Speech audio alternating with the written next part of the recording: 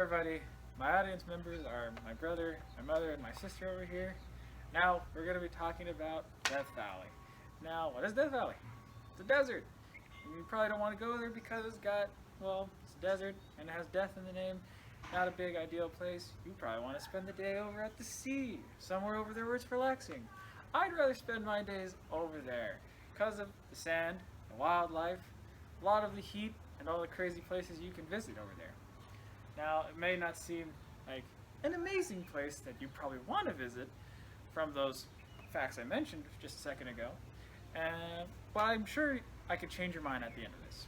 Let's get more into it by talking about the heat first.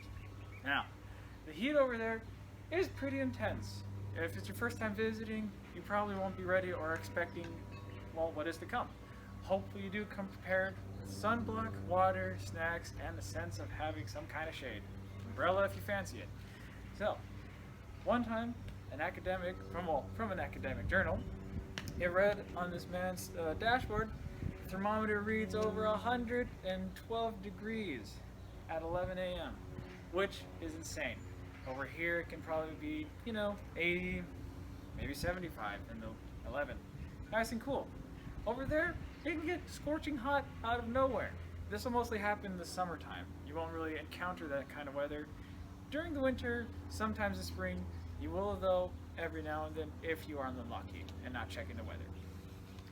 Best recommendations though, to avoid having to be stuck out in this heat, lots of water. Bringing snacks like apples, oranges, carrots, celery, whatever you find that has water in it, that could also help you out there. My recommendation, since I've been going out there with my family forever, would best be oranges. I've always considered them as a wonderful snack over there, since it really does rehydrate you and give you just a bunch of energy to get out of any situation. You feel invincible, kind of. Not really. But, it's really good for you. What else can we talk about? Wildlife. Wildlife has a vast variety of creatures there, actually. From rattlesnakes, to scorpions, to tarantulas, to foxes, coyotes, and vultures. Now, most of these creatures don't really come out during the day. If you're unlucky, you might encounter some of them. Mostly rattlesnakes, scorpions, and tarantulas. Those sometimes are out the day, but they're hiding under rocks. If you're going to kick one, be careful, because you might accidentally uncover one. A fun fact for the rattlesnake story, or a snake story in general, with my family when we went out there when we were younger, my brother decided to jump over one. Very interesting. He's okay. Nothing happened. It's pretty interesting though. Thought I mentioned it. Coyotes, foxes, they normally come out at night because the heat is very hot and it's pretty intense for any fur animal out there, especially if you decide to bring a dog. Do not. I would not recommend it at least. Other than that though, those creatures will mostly be a nighttime thing, and you won't really have to worry about them if you're just being safe. Don't travel off roads, or if you are, make sure you have a group and proper equipment just in case anything happens, because you never know. The desert is a crazy place. It's full of delusion and confusion. Another thing we could talk about while we're on the subject, getting lost. Now, this is a dangerous thing out there, especially since there is no water and there's just sand everywhere and rock. If you feel like getting organic, now's not the time.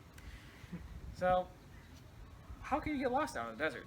Sure, during the day you probably see some buildings if you're going to be out there, or some kind of thing. Well, could be wrong. Could be stuck in a valley.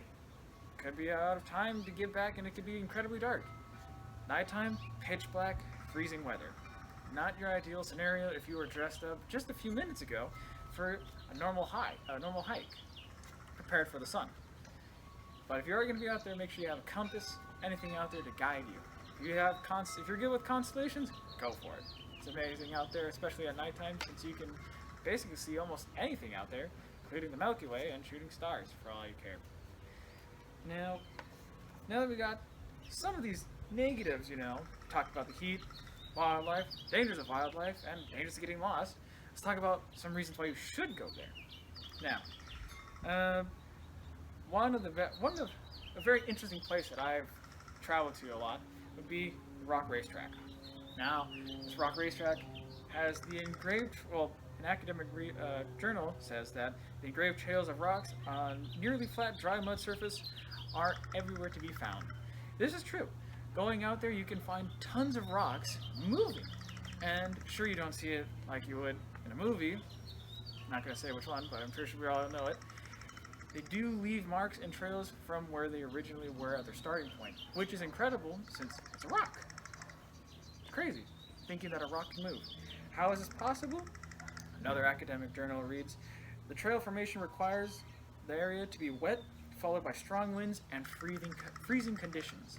This is the only way the rock really can move. Other than that, it's just going to sit there for as long as it needs until it decides to move again. People do not touch the rocks because it is sacred, and it is a very interesting thing to know that rocks can move by themselves or travel. Another amazing place we can talk about is Mosaic Canyon. I recently visited that area, and over there, it's very beautiful.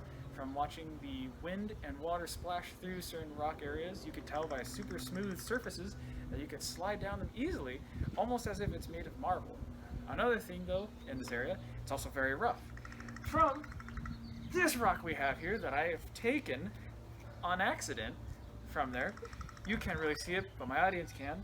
I will not hand it out because it is kind of heavy, but you can see there's lines here showing from water and wind where it has caused damage to this rock. And it has a lot of interesting details on it that you can't really see, but I can see pretty well. And my audience.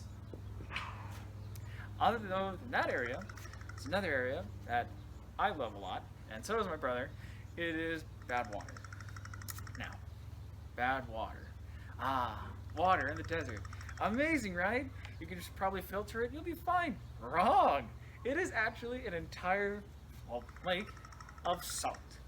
It is nothing there, no water. You were lied to. Have fun going there because it is an endless expanse of salt and it's very sharp. So be very careful if you're going out there because you will cut yourself if you fall, obviously.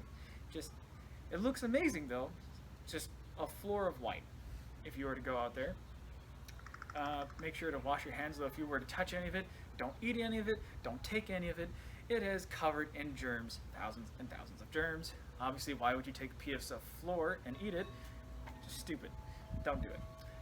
Another fascinating place that I enjoy out of every place in Death Valley would have to be the dunes.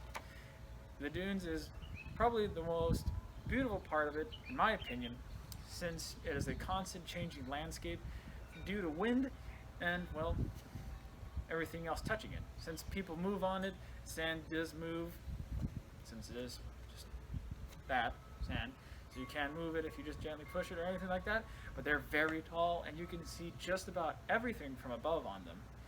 What else can you see on them? Probably where you're staying, people walking out far, behind you, incredible view. It might take an hour to get up there, but as long as you're well equipped with, like I said, maybe water, snacks, a camelback, what I like to use, you can sit up there on the tallest dune and hear absolutely nothing, except for the wind and possibly your own heartbeat if there is no wind, which is pretty intense thinking that because if you're in a sound room that blocks all the sound, you can't hear anything, you will hear the sound of your heart. But there, you can do it for free. It is very interesting and a wonderful place that you should probably visit since it's right there, depending on where you are, to visit. Literally, maybe a 15-minute drive, if anything like that. Going off memory for that.